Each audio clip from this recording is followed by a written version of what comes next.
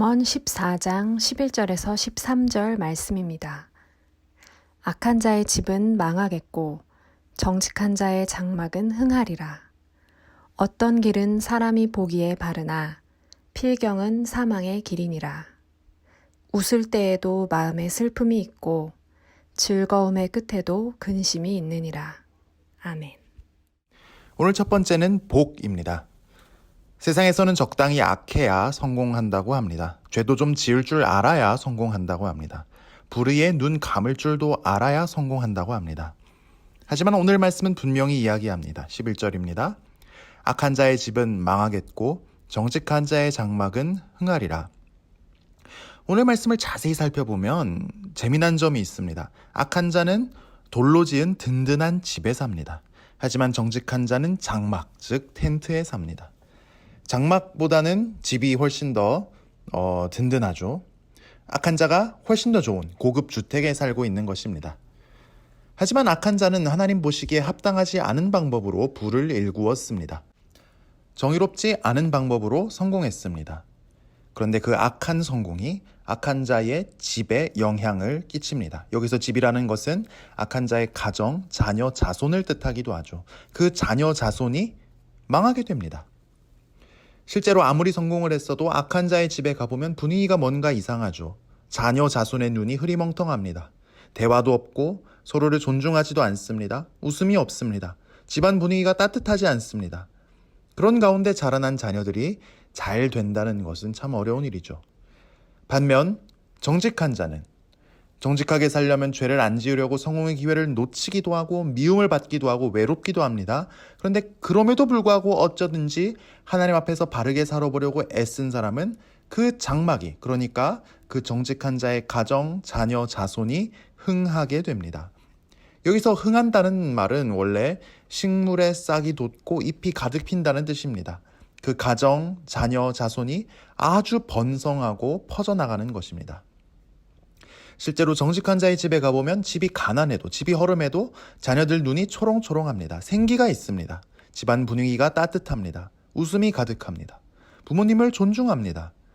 이런 가운데 자라난 자녀들은 세상 속에서도 용감하게 적극적으로 도전하며 살 수 있죠. 아주 잘 되게 됩니다. 그러니까 오늘 우리가 어떻게 사느냐는 우리 자녀 자손의 미래에도 영향을 끼치게 됩니다. 오늘 내가 어떻게 사느냐는 자녀 자손의 미래를 위한 씨앗을 뿌리는 것과 같습니다. 당장 눈앞의 성공, 이익 때문에 정직을 버리지 맙시다. 우리 삶에 복 주시고 우리 미래를 아름답게 하실 하나님을 신뢰하며 오늘도 말씀의 길로 뚜벅뚜벅 걸어갑시다. 오늘 두 번째는 인도하심입니다. 12절에 보니까 이렇게 말씀하네요. 어떤 길은 사람의 보기에 바르나 필경은 사망의 길이니라. 로버트 프로스트라는 미국의 시인이 가보지 않은 길이라는 시를 썼죠. 숲을 걷다가 두 갈래 길을 만났습니다. 어디로 갈까 고민하다가 두 길 중에 사람들이 많이 선택하지 않아서 낙엽이 더 쌓여있는 길로 걸어갑니다. 그런데 그게 자기 인생 이야기인가 봐요. 사람들이 많이 선택하지 않은 길로 가서 자기 인생이 아주 달라지게 됐다 하는 것이 시의 내용입니다. 우리도 인생을 살다 보면 선택의 순간을 마주합니다. 이 길인가 저 길인가 우리는 선택을 해야 합니다. 선택이 어려우니까 우리는 사람들의 조언을 듣기도 하죠. 이 길로 가야 한다, 저 길로 가야 한다, 나름대로 근거를 가지고 경험에 의거해서 판단을 하겠죠. 그런데 사실 우리 모든 사람은 미래의 결과를 예측하는데 아주 젬병입니다. 성공한 사람들 보면 자기가 다 그만큼 성공할 줄을 알고 성공했을까요? 꼭 사람들 말을 잘 들어서 성공했을까요? 아닙니다. 기회가 맞아떨어져서 세상 말로는 운이 좋아서 성공한 사람이 훨씬 더 많죠. 우리는 미래를 알 수 없습니다. 특히 오늘 말씀 12절 하반절에 보면 필경은 사망의 길이니라 라고 하는데 사람들이 다 오른쪽으로 가라, 오른쪽 길로 가라 하고 내 생각에도 오른쪽 길이 맞을 것 같아서 그리로 갔는데 그 결과가 죽음이더라는 말입니다. 잘못된 선택을 한 것이죠. 하나님은 우리가 걸어가는 길의 끝을 아십니다. 우리는 사람의 조언도 얼마든지 들을 수 있죠. 그런데 결국은 하나님 앞에서 결정을 해야 합니다. 하나님의 판단을 따라야 합니다. 하나님의 인도하심을 따라갈 때 우리 인생이 가장 복될 수 있습니다. 선택의 순간 앞에 있습니까? 하나님의 인도하심을 구할 때 주님께서 보여주시고 깨닫게 하시는 은혜가 있기를 축복합니다. 오늘 세 번째는 끝입니다. 오늘 말씀 13절은 사실 인생에 관해 좀 비관적인 말을 합니다. 웃을 때에도 마음에 슬픔이 있고 즐거움의 끝에도 근심이 있느니라. 삶에는 슬픔이 끊이지 않습니다. 그래서 웃을 때에도 마음에 슬픔이 있다고 하죠. 모든 게 잘 되어도 건강 문제 때문에, 자녀 문제 때문에, 신앙 문제 때문에, 진로 문제 때문에 슬픔을 겪기도 합니다. 이런 문제 하나 없이 인생에서 즐거움만 있었다고 해도 그 즐거움이 끝나는 때가 오고 또 문제가 시작되고 근심이 시작될 때가 옵니다. 인생은 그렇습니다. 심지어 인간은 죽을 수밖에 없으니까 기쁨은 반드시 슬픔으로 끝나죠. 언젠가는 잔치가 끝나게 되는 것처럼 말입니다. 하지만 많은 사람들이 이런 인생의 문제를 인정하지 않습니다. 인생의 끝을 생각하지 않습니다. 즐거움만 추구합니다. 그러다 보니 슬픔은 어떻게 견뎌내야 할지를 몰라서 괴로워합니다. 높아지고 차지하는 것만 생각합니다. 끝이 있다는 것을 생각조차 하고 싶어 하지 않습니다. 무섭기 때문이죠. 인생에는 푸른 초장과 쉴만한 물가도 있지만 죽을 것만 같은 어두운 골짜기도 있다는 것을 인정합시다. 우리는 이 사실을 인정하는 것을 두려워할 필요가 없습니다. 목자 되신 주님이 막대기와 지팡이로 우리를 인도해 주시기 때문입니다. 주님의 선하심과 인자하심이 평생 우리를 따를 것이기 때문입니다. 끝을 생각합시다. 예수 믿는 우리에게는 천국 소망이 있고 부활과 영생의 소망이 있습니다. 끝을 무서워할 필요가 없습니다. 끝을 유념할 때 우리는 오히려 인생의 방향을 더 바로 잡게 될 것입니다. 오늘 하루 하나님의 복을 바라며 하나님의 인도하심을 구하며 끝을 생각하며 지혜의 길을 걷는 우리가 되기를 축복합니다. 함께 기도하겠습니다. 하나님 아버지, 당장 눈앞의 이익과 성공을 위해 악을 악인 줄도 분별하지 못하고 덤벼드는 어리석은 우리입니다. 하나님께 우리의 복이 있음을 믿으며 자녀 자손에게 부끄럽지 않은 삶을 살게 하여 주옵소서. 우리 자녀 자손들을 붙들어 주시옵소서. 하나님 잘 믿게 하시고 하나님 주시는 복을 가득 받게 하여 주옵소서. 하나님의 인도하심을 구합니다. 사람들이 옳다고 하는 길이 아니라 하나님이 원하시고 하나님 앞에 합당하며 하나님이 이끄시는 길로 가기 원합니다. 선택의 순간에 주님 지혜를 주시고 보여주시고 우리를 이끌어 주옵소서. 죽을 것만 같은 어두운 골짜기에서도 목자 되신 주님을 신뢰하게 하옵소서. 인생의 끝이 어떠한지 생각하며 오늘을 살게 하여 주옵소서. 오늘 하루의 삶으로 인해 주님을 배울 때 부끄러움 없는 자 되게 하여 주옵소서. 우리가 간절한 기도 제목을 가지고 주님 앞에 나아갑니다. 우리가 기도하는 것이 아무 힘이 없어 보이고 주님의 응답이 늦어지는 것 같아서 포기하고 싶을 때도 있지만 오늘 아침 우리가 더 힘을 내서 주님을 신뢰함으로 기도하기 원합니다.